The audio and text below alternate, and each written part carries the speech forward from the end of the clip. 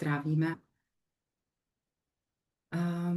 Téma předsudky je hodně hluboký téma.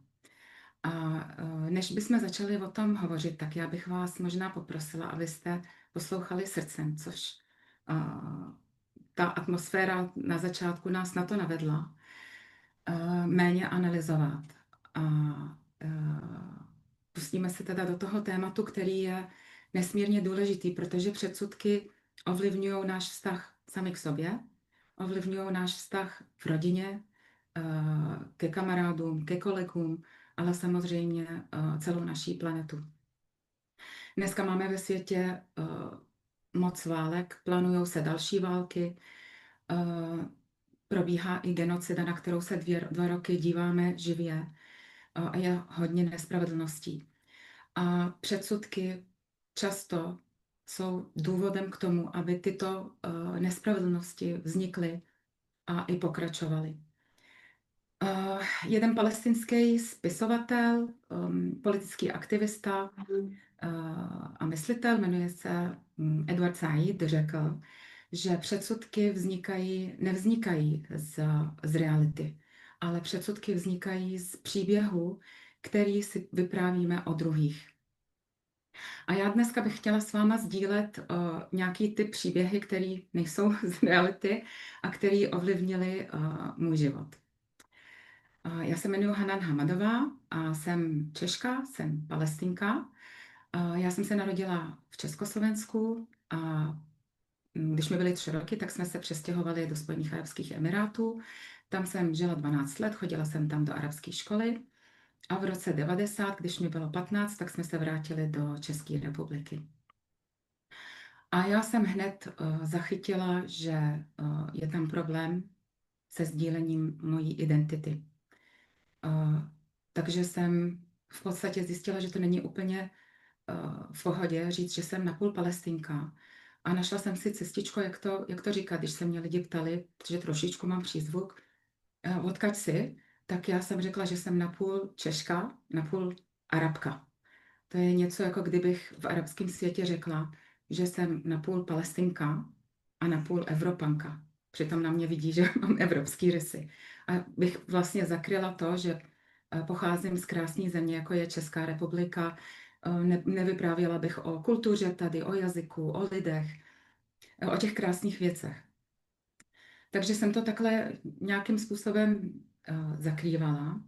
A ono to vycházelo ze spousta věcí. Ono to byla i ta energie, která samozřejmě se nedá někde jako vyprávět. Jo, ta energie byla taková, že jsem se necítila dobře, ale dneska už všichni víme, co je ta energie. Ale byly tam spousta zkušeností, které vlastně k tomu vedly. A nějaké ty zkušenosti bych ráda s váma sdílela. Snažila jsem se připravit si nebo zmínit ty, které budou ukazovat, kde všude ty předsudky jsou, aby potom jedna skupina, ať je to národ nebo náboženská skupina, může být potom považovaná za něco ošklivého a máme vůči ní předsudky. A já začnu tím, co jsem vlastně zaregistrovala hned, jak jsme se přestěhovali do České republiky. Byly to média, zprávy. Já pocházím z rodiny, která, jako skoro každá palestinská rodina, která prožila Nakbu, což je katastrofa v roce 1948, kdy stát Izrael vznikl jednostranně na území Palestíny a probíhala etnická čistka a masakry. Samozřejmě moje rodina taky byla zmasakrovaná, můj dědeček byl zastřelený, jeho sestra při kojení, miminko jmenovalo se Mustafa, bylo mu 2 měsíce, nikdy jsme o ním se nic nedozvěděli do dneška.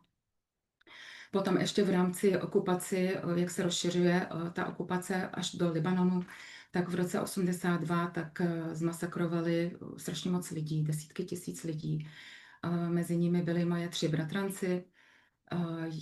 Tomu nejmladšímu byly 14 let a toho rozsekali na kusy a přivezli ho teď jakoby v igelitové tašce. Tyhle ty příběhy nejsou ojedinělý, to byly velký masakry a já, když jsem přišla sem, tak jsem zjistila, že média vůbec o tomhletom, ten kontext, tu historii tam nedávají. spousta aktuálních událostí vůbec nepřinášely. Vlastně akce nebyla v médiích, ale reakce už byla v médiích ve smyslu, že je to akce. A já jsem jako 15letá, já jsem v politice vůbec nerozuměla, ale pořád jsem se ptala mámy, jako, co se děje, proč to takhle je. Navíc jsem viděla jako celou zprávu, třeba celý video, a pak na české televizi už to bylo sestříhané.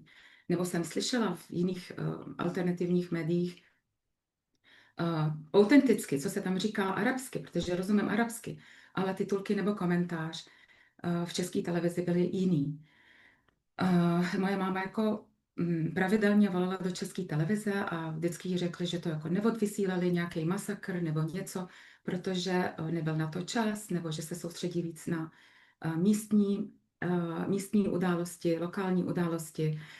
A dokonce jednou, když byl konkrétní masakr na pláži v Gaze, kde vyvraždili rodinu, která byla na pikniku, slavili konec roku, z vysvědčení, tak mě zasáhla střela nebo bomba a přežila jenom jedna holčička z té 7členné rodiny. Ten masakr obletěl celý svět, jak ta holčička třásla tím tatínkem a volala: tati, probuď se, mami, probuď se. A my jsme čekali, že to česká televize odvysílá a neodvysílala to. A když tam moje máma zavolala, tak jí ten pán ze zahraničního zpravodajství obvinil z toho, že chce vidět krev. Ta zpráva obletěla svět, protože já jsem tehdy už byla jako dospělá, to bylo v roce 2006, myslím, a jsem byla na pohovoru v mezinárodní firmě a ten ředitel byl z Holandska a my jsme se o tom bavili a on mi vůbec nevěřil, že to česká televize nevysílá. Takže takhle to je s médiama, je to takhle do dneška. A samozřejmě Hollywood a filmy taky pořád ukazují Palestince nebo Araby nebo muslimy, že jsou ty špatní.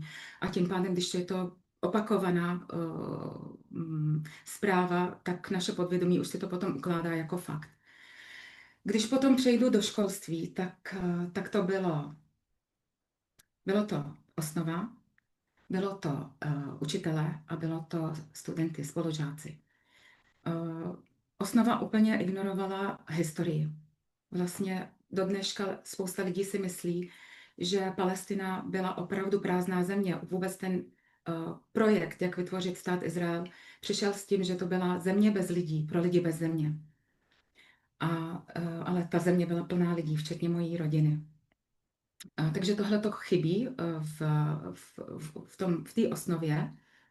A pak máme učitele, já zmíním to, co se stalo mojí sestře. Moje sestra měla třídního učitele na gymnáziu, který byl sionista, jmenoval se Hlasenský. A on jí opravdu dával kapky každý den. Ještě u něj maturovala, takže měla strašně moc velký stres z toho. A navíc s ní ve třídě byl ještě spolužák, dneska už je to novinář, jmenuje se Jan Kroupa. Jestli ho znáte, jeho táta byl taky Jan Kroupa, který byl poslanec ODA. A ten taky neustále útočil moji sestru a nepouštěl jí ke slovu. Takže moje sestra chodila do školy a byla velmi vystresovaná celý ty 2 roky, co byla v této třídě. A bohužel ten učitel jako třeba řekl vždycky ty teroristi Palestinci nebo ty teroristi muslimové. A to ještě nebyly události 11. září. A studenti nevědí. Studenti naopak, jim někdo takhle předkládal generacím a generacím nějaký předsudky, který potom ty studenti si berou jako, že je to už fakt, že to není něco jako nějaký výmysl, ale je to něco, co jsme se učili ve škole. Mně se taky stalo, že když jsme jeli s ročníkem na promítání filmu Schindlerův seznam, tak potom přišel za mnou jeden kolega a jako tak vyčítaným způsobem mi řekl: vidíš? Já jsem tehdy ještě jako neměla nějaké znalosti a ani jsem nečekala něco takového. Já jsem nevěděla, co na to říct. Vlastně on mě obvinoval jako poloviční Palestinku z holokaustu. Ale holokaust se stal v Evropě. Spáchali ho Evropané. Dívali se na to Evropané. A naopak Palestinci v době druhé světové války přijímali stovky tisíce židovských uprchlíků a pomáhali jim utíct před holokaustem. Takže já jsem ani nevěděla, co na to mám odpovědět.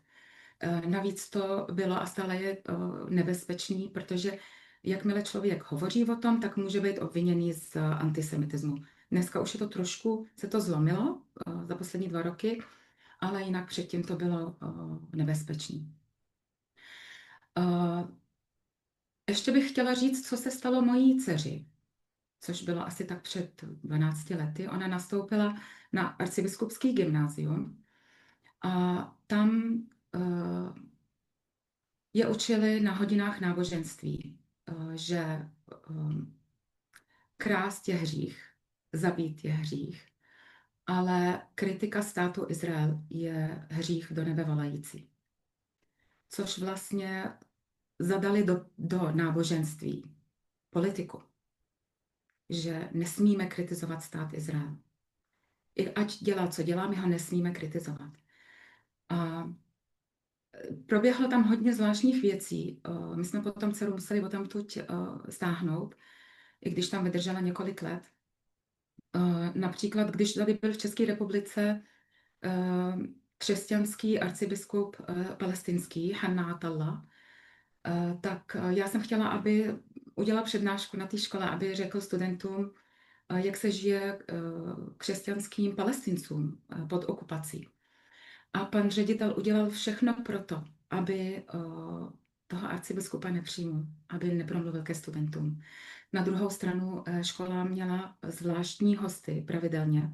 A zmíním třeba pana Konvičku z hnutí Islám včera nechceme. Moderovala často tam paní Tachecí, která není zrovna člověk, který jakoby dělá tu jednotu mezi lidma. Ještě se stal tam jeden případ, kde pan učitel náboženství pouštěl nějaký video koptského křesťana z Egypta, který hovořil arabsky a dcera hovoří arabsky. A probíhaly tam titulky v češtině, které neodpovídaly tomu, co on říká. A bylo to hodně proti islámu. Takže vlastně vychovávali generace, kde zase jsme oddělovali muslimy od křesťanů a zastrašovali jsme lidi proti islámu.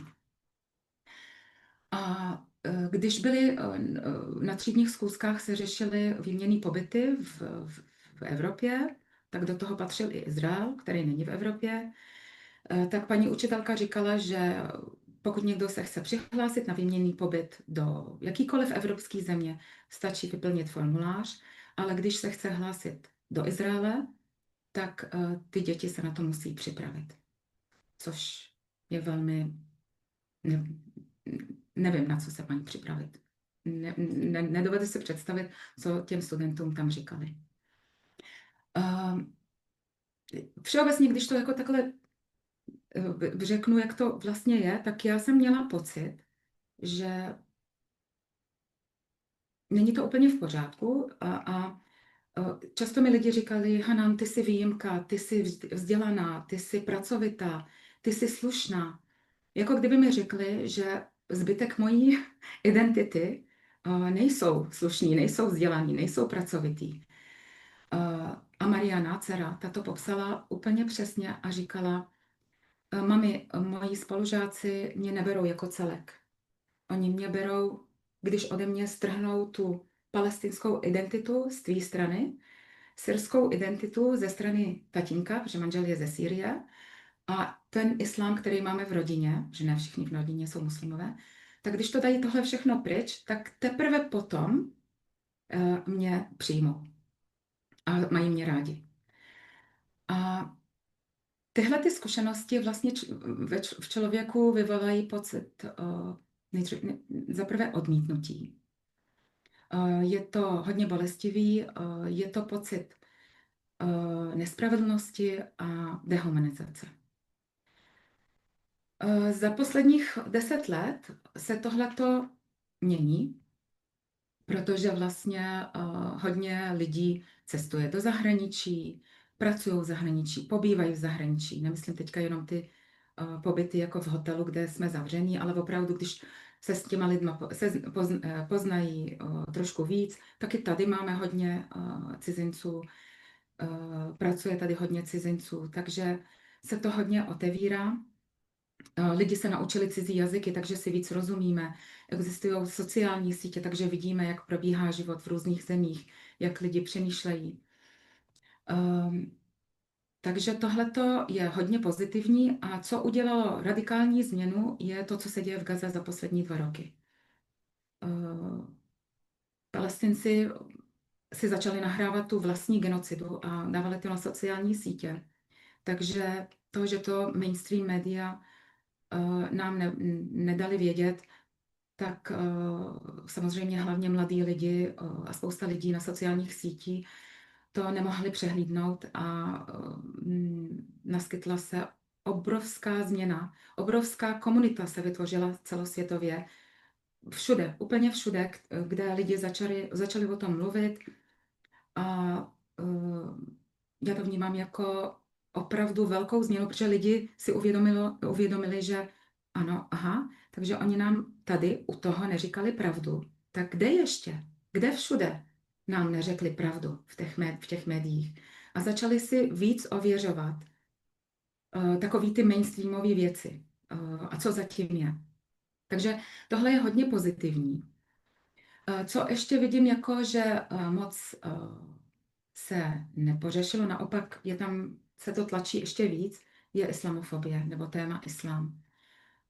Já mám pocit, že když se téma islám otevře, tak je to jako kdyby to byl nějaký spouštěč, že už lidi nechtějí slyšet, nechtějí diskutovat. Já jsem měla teďka asi před 14 dny s jedním kamarádem, otevřel téma islám, ale otevřel ho takovým způsobem, že začal jakoby sarkasticky a ptal se, ale zároveň nechtěl slyšet odpověď.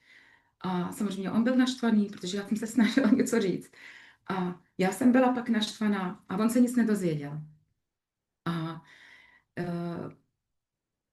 já si myslím, že je hrozně moc důležitý, aby jsme si uvědomili, že ve světě je skoro 2 miliardy muslimů. To je 25% naší planety.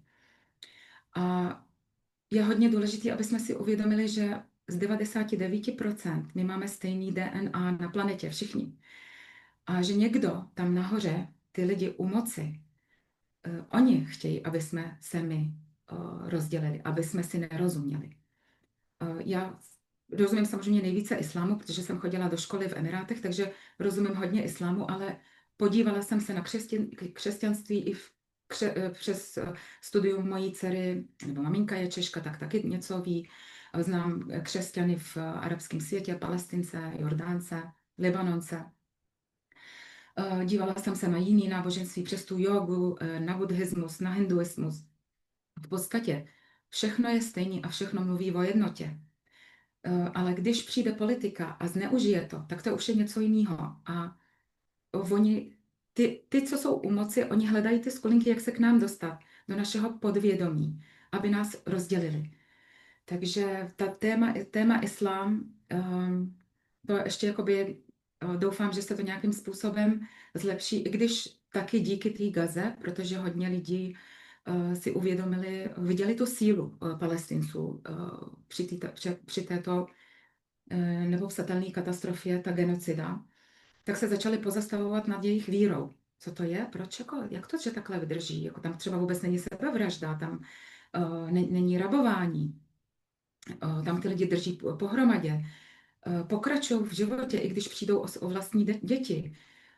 Takže začali zkoumat, co to je ten islám. Takže ano, na jednu stranu se tlačí islamofobie, na druhou stranu lidi, kteří chtějí vědět, co se děje, nebo chtějí se podívat na jiné kultury, jiné národy, tak samozřejmě dneska mají tu možnost.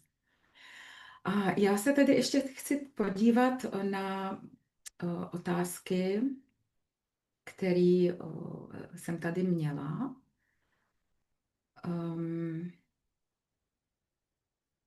Nebo jestli se někdo chce na něco zeptat, než já najdu to, abych tady, protože já jsem se chtěla dostat do toho času, jinak já bych mluvila hrozně dlouho, tak nechci moc odbočovat. Tak jestli nikdo nemá žádnou otázku, tak já budu pokračovat. Dobře, tak jo. Tak já tady mám otázku, jaká slova, aktivity, taktiky jsem zkoušela vůči předsudkům dělat a co se dařilo a co se nedařilo. Tak já jakoby to začalo, že když mě bylo 15, tak já jsem nevěděla, jsem nerozuměla politice, nevěděla jsem nic, já jsem znala jenom moji vlastní zkušenost a tu jsem sdílela. Takže někdo, kdo chtěl, tak ano, poslechl si to, ale většina lidí to nechtěli slyšet a eh, vlastně mi říkali, no tím, že jsi Palestinka, tak nejsi věrohodný zdroj. Takže po nějaké době, když už jsem byla starší, tak jsem se i nad sebou pozastavila. Já jsem si říkala, poslyš, Hana, co, kdyby si byla ty, kdo má vymitý mozek, um, máš naabsorbovanou nějakou propagandu, seš plná předsudků, podívej se na to celý znova. Takže jsem začala studovat zahraniční zdroje, hlavně západní, izraelský zdroje a věnovala jsem tomu strašně moc času a energie, což dělám každý den do dneška. A zjistila jsem, jak hluboký to je a jak jsem povrchní informace měla. Jak je to opravdu hrozně dobře připravený a musím říct i zákeřně. Takže jsem začala sdílet ty zahraniční zdroje, izraelský, západní zdroje a musím říct, že to mělo lepší efekt, ale mělo to nevýhodu to, že mě to ještě víc utvrdilo v tom, že moje identita jako Palestinka není akceptovatelná. Není to, co říkám, se nebere jako, nemá to stejnou váhu jako váha někoho ze západu nebo z toho samotného Izraele. Takže jsem zjistila, že může ty informace a ty předsudky si změnit jenom člověk, který chce vědět, který ví, že to chce nějaký úsilí a chce vědět víc. A ještě jsem zjistila něco, to byl příběh, který mi táta několikrát vyprávěl, ale potom, když jsem se stala mentorkou a terapeutkou, tak jsem to pochopila ještě víc. Táta, když tady studoval medicínu v 70. letech, tak měl kamaráda ze Švédska. A tomu kamarádovi vyprávěl příběh naší rodiny v Palestíně, jak je to s tou Palestínou. A ten kamarád mu řekl, poslyš, Ahmade, já ti věřím, každý slovo, který říkáš. A já tě mám moc rád, ale já si nemůžu pomoct. Já mám rád Izrael. A dneska, když jsem to pochopila, když vím, jak fungují naše emoce, jak funguje naše podvědomí, které jsou mocnější než naše vědomí, tak dneska vím, že když přijde myšlenka jako nějaký předsudek, a teď je to pořád opakovaný ve škole, v médiích, mezi lidmi, mezi kamarády, pořád si o tom mluvíme, tak potom je to uložený v našem podvědomí už jako fakt, jako něco, v co věříme. Je to opravdu už jak víra a je to vždycky propojený s nějakýma emocemi. Takže ten kamarád tatínka byl naučený odmala, že ten Izrael je ta demokracie, že Palestinec je ten, kdo útočí. A dokonce já jsem opravdu potkala lidi, kteří mi tvrdili, že Palestinec okupuje Izrael. A to je hodně důležité, aby jsme si uvědomili, když budeme chtít pracovat s našima předsudkama. Mám tady další otázku, jestli můžu sdílet situaci, kdy jsem si uvědomila vlastní předsudky a jak jsem se s tím vypořádala. Jo, předsudky máme hlavně nejdřív vůči sobě. Takže já jsem měla spousta, že něco nezvládnu, že nejsem dost dobrá, že když něco se nepodařilo, tak jsem si říkala, ty si to zasloužíš, ty si jako nedodala to, co jsi měla. Takový ten vnitřní hlas, který jakoby pořád mě schazoval dolů. A pak jsem si uvědomila, že i ten předsudek, že moje identita není v pořádku jí sdílet, že jsem napůl Palestinka. Protože bylo spousta lidí, kteří to bylo pro ně zajímavé, chtěli vědět, ptali se. Bylo spousta lidí, kteří, když se to dozvěděli, tak hned začali o tom mluvit, věděli, co se děje.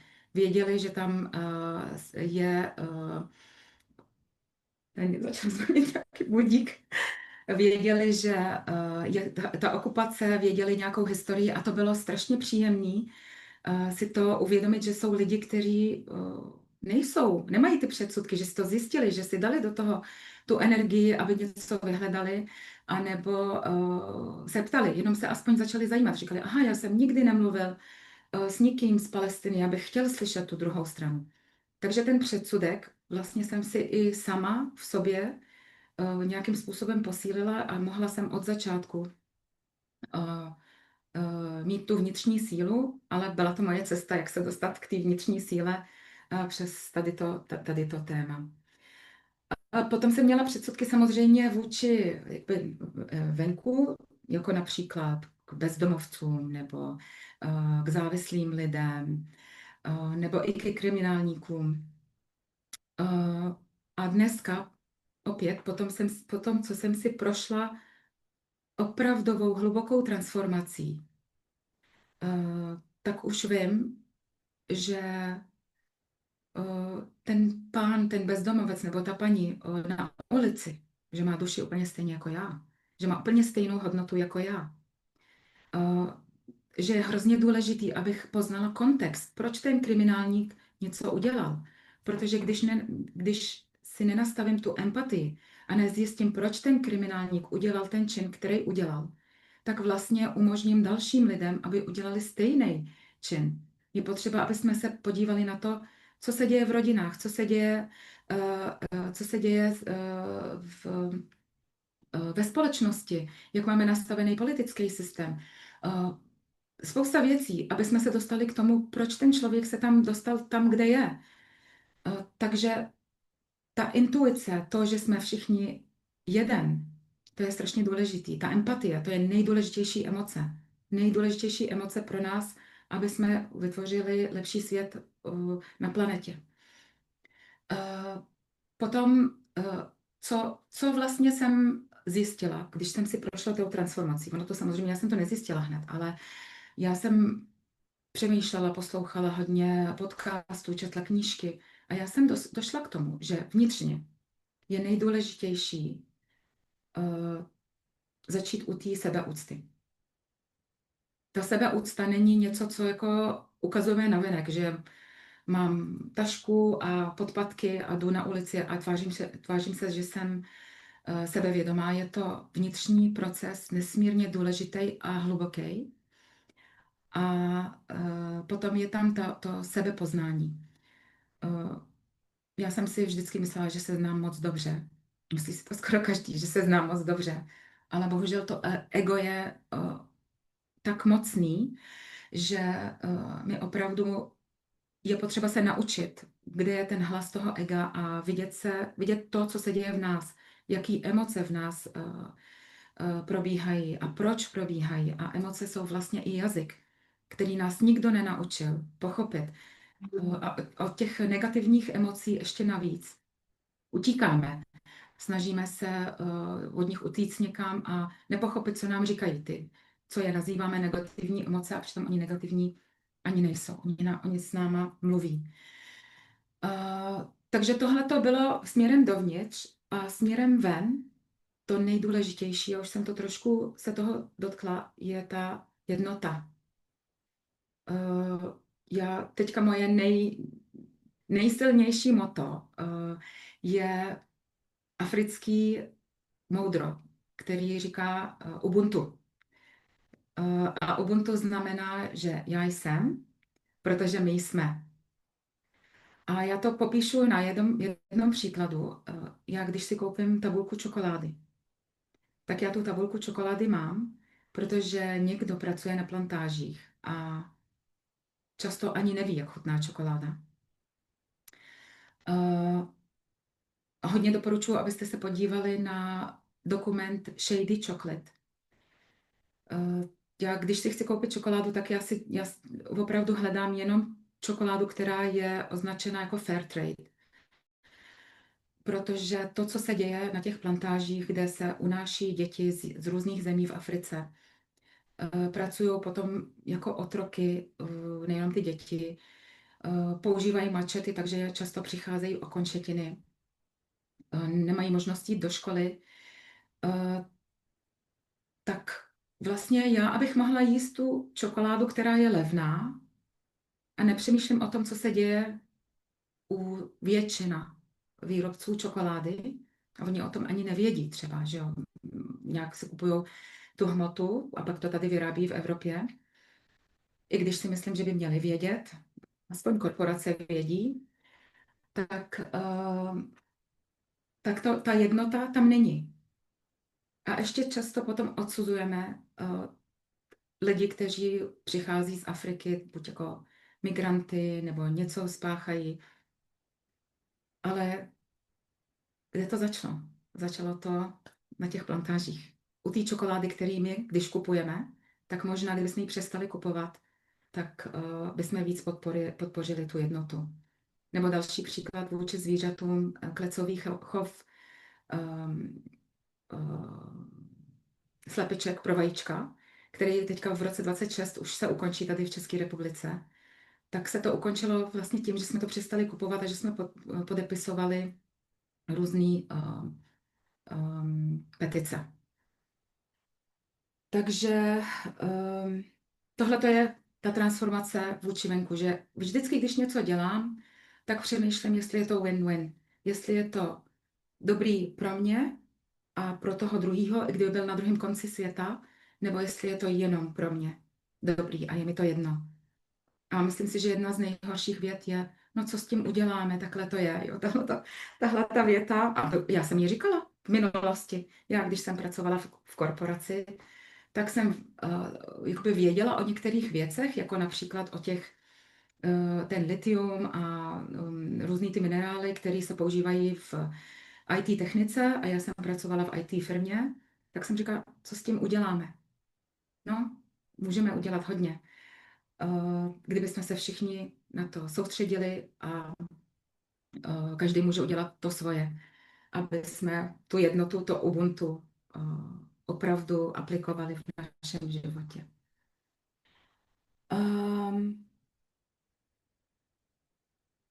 Ještě mám tady otázku, jaký kroky mě o sobě pomáhají bořit soudy a předsudky. Tak byla to hlavně ta transformace a ta empatie. To je opravdu hodně důležitý. Já třeba jsem si uvědomila, já jsem předtím, než jsem si prošla tou transformací, když jsem viděla partu teenagerů s cigaretou a s alkoholem a teď jako šli a byli hluční, tak já jsem vždycky na ně takhle koukala a si říkala, rodiče o nich nevědí, kde jsou jejich rodiče a co z nich vyroste a teď budou z nich ty kriminálníci a dneska, když jsem se úplně změnila, tak já, když je všude z dálky, tak já už se usmívám, už jim posílám tu lásku na dálku. A říkám si, no, jako přeju jim, aby tu cigaretu, ten alkohol měli jenom jako one-off, jako že si to vyzkouší, ale že už u toho nezůstanou a usmívám se na ně, když jdu okolo nich. A vlastně nakonec, když už jakoby jdu dál, tak nemám zkaženou náladu, naopak cítím se dobře, protože cítím v sobě tu lásku, cítím tu jednotu, že kdyby jsme vlastně všichni přistupovali k těm teenagerům možná s tou láskou víc, než s tím pořád jim nadáváme a tak možná by to bylo ještě lepší. Konkrétní kroky, který dělám, je, že vlastně sleduju moje emoce. Že když vidím, že mám z něčeho strach, tak začnu přemýšlet, proč mám ten strach. Jestli náhodou mi ho někdo nepodsouvá, protože potřebuje, jsou to hlavně ty, kteří jsou u moci, mi ho nepodsouvá, nebo je to blbost, jaká myšlenka zatím je. A kdo mi tu myšlenku dal? Bylo to něco v médiích? Tak dneska víme, že média nám neříkají pravdu, tak jak si to můžu ověřit? Zjistit si jakoby víc, pořád se ptát, komunikovat, naslouchat. Ne jako ten můj kamarád, který nechtěl slyšet, ale jako opravdu dát sobě tu šanci, protože ten svět opravdu může být krásnější. A všechno začíná doma. Jestli my v rodině neumíme komunikovat, nenasloucháme sobě navzájem, protože to Ubuntu by mělo začít hlavně doma. To, co se naučíme doma, to potom aplikujeme ve společnosti a pak v celém světě. Síla slova. Já dneska už třeba vůbec neříkám, jo, já jsem blbá, já jsem zapomněla, protože jsem se naučila, že slovo je hrozně silný. A náš mozek nerozlišuje, jestli si dělám legraci nebo jestli to myslím vážně. Takže nepoužívám ošklivý slova, nebo téměř, samozřejmě někdy člověk se naštve, ale výjimečně, už opravdu výjimečně. A protože vím, že to slovo má hrozně velkou sílu, jeho energie. Sarkazmus je jeden z nejhorších způsobů komunikace. A, um, a má to i svoje vibrace. A my si potom vytváříme realitu tím, že když budeme říkat, ano, tady ta skupina lidí je špatná a budeme to pořád opakovat, tak potom si vytvoříme takovou realitu. Víc používat intuici, probudit tu intuici. Já rovnou se přesunu do světu zvířat. Já jsem se dívala na video, já si ho pořád opakuju, možná jste ho viděli, jak jedna holubice připravovala nes, jak se říká nes, Hnízdo? hnízdo. Připravovala hnízdo těhotný kočičce. Ta holubice neříkala, kočky loví holuby. A jako to bylo, já se na to pořád dívám. A pak měla ty koťátka a ona pořád nesla tu slámu té kočičce. To bylo nádherný. Je to úplně jiná rasa. Je tam to nebezpečí, ale zvířátka komunikují právě přes tu intuici. Oni nemají jazyk, oni cítí tu energii a používají intuici a nemají předsudky. Takže oni jsou šťastní. Oni jsou ty šťastní, protože to nemají. A často vidíme určitě jako na těch sociálních sítích, jak slepička adoptovala koťátka nebo Fenka adoptovala srnku. Opravdu je to moc krásný. A oni vlastně nám ukazují tu myšlenku toho Ubuntu. Já bych teďka využila takové krátké přestávky. A je to otázka, která byla dána do chatu od Sagar. A to je, jak pracuješ s emocemi, předsudky vůči Izraeli? Jako já osobně? Jo, tak tohle to samozřejmě, tohle téma, samozřejmě je to pro mě obrovský téma. Obzvlášť teďka poslední 2 roky. Celý život to bylo obrovský téma. A já jsem nesmírně vděčná té transformaci, kterou jsem si prošla. Nesmírně. Samozřejmě Izrael vznikl na základě ideologie politické, která se jmenuje sionismus, která absolutně nesouvisí s judaismem. Znám spousta židovských občanů, ať tady v Česku nebo v zahraničí, ať je znám osobně nebo jenom virtuálně. A jsou to úžasní lidi, kteří taky sami samozřejmě zaprvé mají to hrozně těžký, protože ta genocida, která se děje, tak se děje jejich jménem, jakoby. Takhle je to prezentovaný, protože Izrael a celá ta propaganda celých 80 let a více nám představili, že Izrael znamená judaismus. Ono to tak není. Takže děje se to jakoby jménem judaismu, jménem Židů, takže oni to mají hrozně těžký, protože oni musí, ti, kteří chtěli vědět, museli vystoupit a mluvit proti tomu, co se děje, a je to pro ně hrozně bolestivý, ta identita. A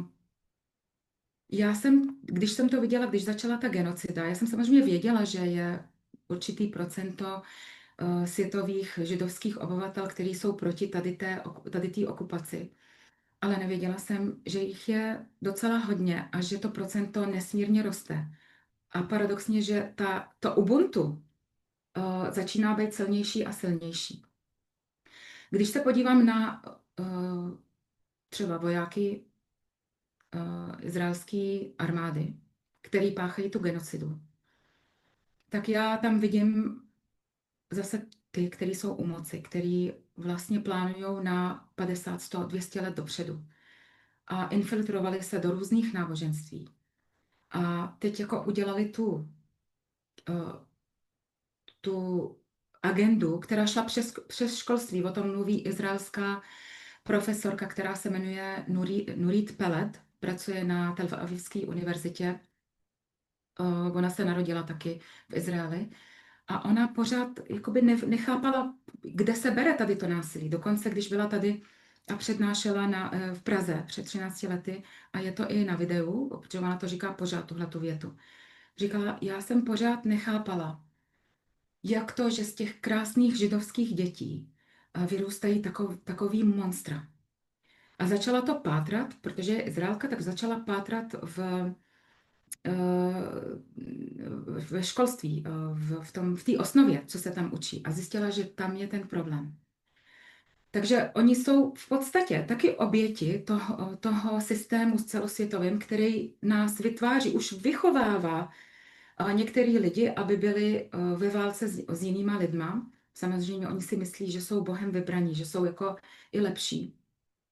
A proto tady je strašně důležitá ta empatie, aby jsme pochopili, jak se tady k tomu dostali. Jo? Aby jsme o tom víc mluvili, aby ty další generace, a je jich taky spousta, je spousta, já nevím, jaký je to procento, jako není to spousta, že by to bylo 50%, ale je to určitý procento samotných vojáků, který vytvořili spousta organizací jako Breaking the Silence anebo izraelská lidskoprávní organizace BCLM, tak oni o tom hovoří, jak vlastně tohle všechno vzniklo. Takže nemyslím si, že je řešení, že bychom se mezi sebou nenáviděli. Ta nenávist, to je nejhorší, to je strašně nebezpečný. Já jsem strašně vděčná za to, že necítím nenávist. To je pro mě jako blessing, že necítím nenávist. Že je potřeba zastavit tu genocidu, je potřeba ukončit okupaci, ale ne přes nenávist. A ne o předsudky vůči jedné celé skupiny. Odpověděla jsem, Sagar? Ano, děkuji. Děkuji za dotaz.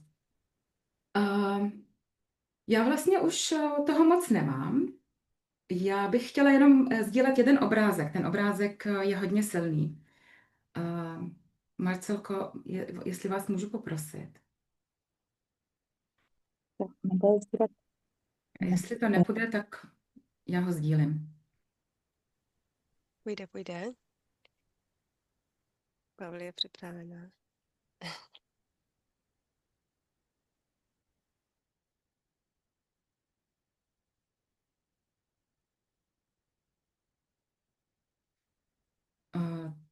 Tenhle ten obrázek, vidíme ho všichni? Tenhle ten obrázek hodně popisuje vlastně, jak jsou předsudky a jaký dopady můžou na nás mít. Tady ten pán se snaží zachránit tu slečnu nebo tu paní. Je zraněný, má na zádech velký kámen a přesto se jí snaží zachránit a on nevidí toho hada, nevidí, že ona má ušknutou ruku, má svých starostí dost a říká si, proboha, proč ta holka mi nepodá tu druhou ruku, proč se nepodrží za ten otvor tam, co je v té skále.